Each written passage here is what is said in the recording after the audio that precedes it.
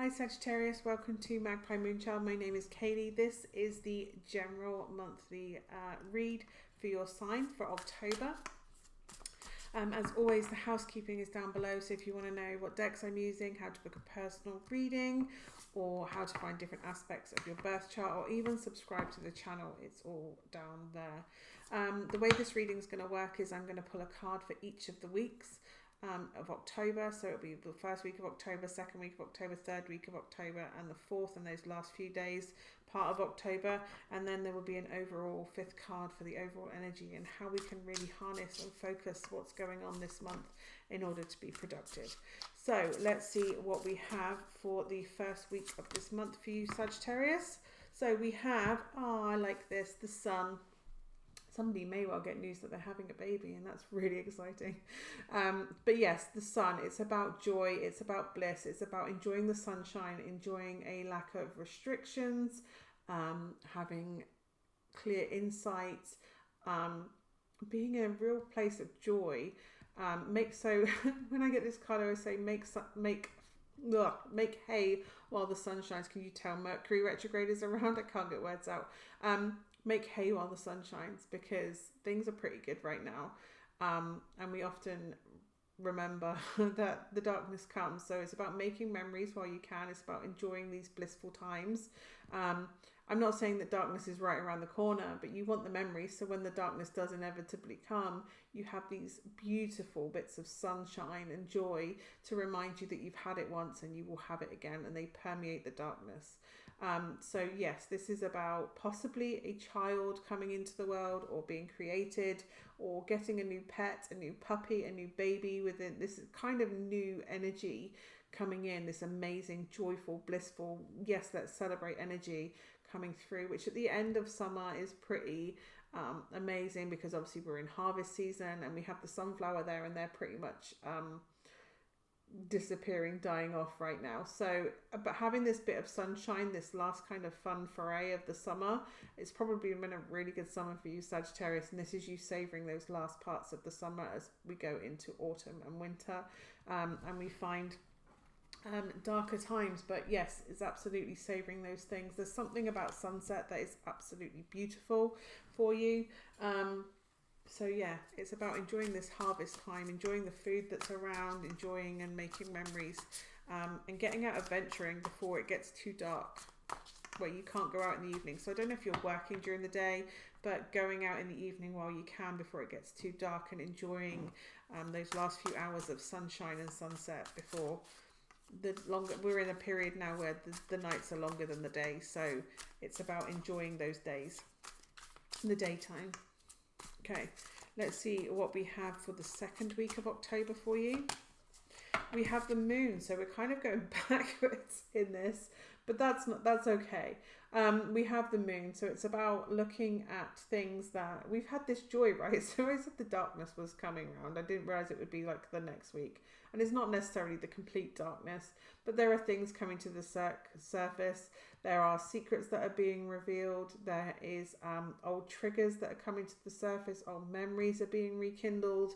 And it's kind of like they're coming to the surface. This is scorpionic energy, so it's deep, basal kind of triggers that are coming to the surface. So it's old fears, it's old sexual connections, possibly old deep passionate things that you kind of keep buried away, hidden away from everybody else, so it doesn't see the light of day very often. It's that shadow self, and not all shadow is bad. It's just things that we're told are negative or sad or shouldn't be, aren't acceptable. So it can be sexual desires or attachments. It can be old relationships that maybe we don't want to acknowledge, old feelings about somebody that's coming to the surface, things being triggered. A song can play on the radio and trigger you back to thinking about an ex, and it's not that your life is so awful that you want to go and chase someone else, or there's something necessarily missing in now, but there's something about this that is coming to the surface, and you need to sit with why that's being triggered, why this memory is being rekindled, and what that means for you, and how you move forward and navigate the emotions that are attached to it, what work needs to be done, what healing needs to be done on this as we move forward. And how are we going to acknowledge that we don't have all the information. When the moon comes up, it's a world that has shadows attached to it, and things aren't always as they seem when we have this. So if there is a lack of clarity, then maybe it's worth getting all the information, shining the light on it, gaining the knowledge and wisdom and the information that we need in order to take the fear away, to take the shadow away from this.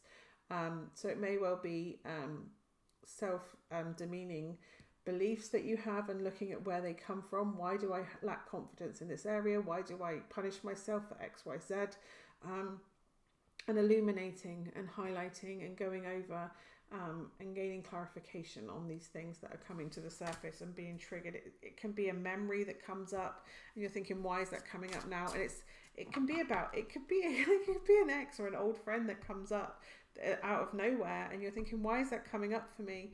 And it's not necessarily that it's that person that you miss, but maybe that feeling or that place. You really enjoyed the place that you went to with that person, and so you're going to go back there and visit it and go and have fun there. It has good memories for you. Just because that person's not there in your life, or there were other things around it that maybe were negative, that actual aspect of why you're being triggered to bring it up is so that you can detach the good from the negative and process it, so that you harness those good memories, those good parts.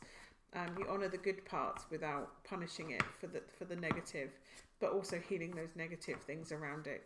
So gaining clarity and progress and healing from that. Okay, let's see, what do we have? Somebody's dog howling. Somebody's dog is howling. Not here. Somebody's dog is howling. I don't know whose that is. Anyway, let's see, what have we got for week 3 for Sagittarius? Wow, these cards are just jumping. Okay, so we have the Queen of Swords. I've just noticed there is a covered sun there as well. So these shadows, this shadow over the clarification over the sun, the clouds in Lenormand are also about confusion and not seeing the whole picture and clarity. So I kind of like that it's on this Queen of Swords, because the Queen of Swords tries to have a higher perspective. She takes her emotions out, tries to find a logical reason to clear that confusion, to gain clarity, to look at facts, to look at the information, to look at who said what and who did what, in order for us to establish. And we have butterflies on here, and butterflies are all about evolution and emerging on the other side of it. So it's almost like getting to the truth helps you transform, helps you evolve, helps you, by healing that and doing that work, that shadow work, it brings about this evolution and transformation where you can release the fear and you can release and gain clarity and healing, because you've actually chosen to look at it and work through it and work through a process of dealing with what these triggers are and getting to a logical reason for where it is. Almost bringing logic in to override the emotional, because the Queen of Swords does suppress her emotions a little bit. So be mindful that you're not suppressing emotions too much, that you are considering the other side, that we're being a little bit compassionate to the other side, and remembering that history is always on the side of the winner. I don't know where that came from, that history is written by the side of the winner. I don't know what that is, but we all have our own perspective, right? So recognize that your side of the story isn't necessarily going to be the same as the other person's side of the story, that we have different perspectives. So yes, their story, their version of events might be very different to your version of events if you do choose to have a conversation with someone. But yeah, the Queen of Swords is not afraid to cut things out of their life if it doesn't serve a higher purpose. They remove the emotion from their decision making. Also, she does suppress her emotions, so be mindful that you may be ignoring emotions that are necessary for you to process what's going on. Clear communication. This is also the card of the strategist. She can be, as I said, she's mindful of emotions, so she knows what she wants and how she can get that very head-centered instead of heart-centered. So make sure that you're not, it kind of feels like the clouds and the moon are all to kind of do with emotions clouding our judgment or clouding our thought processes right now. So looking at how we are going to navigate those and communicate those. And again, the Queen of Swords does converse. She does have conversations. So if you need clarity, if you need to get more evidence or more information in order to make a decision on how to move forward on an emotive subject, speak to the person, communicate with someone, contact them, see what's changed, how they've evolved, have they learned from their lesson. If you feel that's a path to take, by the way, not everybody's going to feel comfortable contacting the person that's triggered this being brought up to the surface, but this is all throat, and I can just feel like you want to say something and you're not having a conversation, and you're only going to have that clarity if you have that conversation, if you find out the facts, get the information. The Queen of Swords needs facts, needs information, needs those testimonies, needs the evidence in order to make a decision, in order to make sure that history is written accurately, not just on the side of he said, she said. Okay, let's see. What are we doing for the fourth week? In the fourth week, we have the Ten of Pentacles, and the Ten of Pentacles is very much celebrating legacy. So it may well be that there is an addition to the family. It may well be that we are celebrating family connections. There's a dog there again. Somebody has a dog. Who knows more? Listen to the dog and the dog's reaction. But yes, the Ten of Pentacles is about our legacy. When we leave this plane, what story? What is our story? What is our history? What is our history that's going to be passed down? And what are we going to be remembered for? How is our history going to be told? Is it going to be the truth? Is it going to be embellished? This would suggest it's the truth, that it's to do with connection. It's to do with the effort that you put in on this plane. It's to do with the relationships that you have, the children that you have, what you're passing down to your children, what behaviours are you passing down to your children. Is there something you've done that you don't want to pass down, like behaviours that you have had in your formative years that you don't want to be passed down to your children? So you are finding a way of parenting, especially if you have a new child. It's about looking at the past. And again, your parents may have a different version of the past, the way you grew up, and what you felt they did or didn't do as they were growing up. They did the best job they could, but did they provide what you needed? So what things from their parenting techniques are you going to cut out? As much as it came from a place of love, it didn't help you, it wasn't beneficial. So are you going to remove that from your parenting style, and how are you going to adapt that? What things are you passing down to the next generation? What are you putting, and what things did work, and what things do you want to add to the future? What do you want to bring in and enhance the family life, to enhance the legacy, so that there are memories being made down the family line? Also, if this is to do with relationships or work, or any other factor that is in our 3D world, our material world, this is about looking at what works well and celebrating how we want to move things forward, celebrating what does work, eradicating what doesn't, so that we reach this full maximum contentedness and fulfillment. The fact that there are other people on this, it isn't just how you do that for yourself, but how you do that and how you interact with other people to enhance your own fulfillment and your own enjoyment and your own experience on this earthly plane. And it may well be that you have, you make this decision, you get the facts and you make a decision, and maybe you restart a new story with someone. Maybe that you reconnect, and maybe that you bring that person in, and it enhances your life. That you have been, if you're single, and you find the person, you've kind of logically gone, that's my person. By going and reflecting over, you go, that's my person, and you take your pentacle to their or your 9 pentacles with their 1 pentacle, or whatever the other ace of pentacles that comes in for you. There's an opportunity for this to have this future together. And I'm not saying get back with a toxic ex, that's not what I mean at all, but for some people that is the case, that you reconnect with someone and this is the person you're supposed to have your family and your kids with, or grow old with, or write the rest of your story with. It's kind of this reflection point. How do you see when you're old and you're sat there telling your tales to people? What's your story gonna say? That it was with the people that you love, or that you chased a career, or what you succeeded, or how many places you traveled to. What do you want your story to say when your time is up on this planet and they're reading out all about your life? What is that going to say? And it's kind of having that moment from a really good, actually healthy place where things are really good right now, and sitting there and allowing things to come to the surface with Mercury retrograde. Mercury retrograde brings up all these old thoughts, all these old feelings, all these old patterns.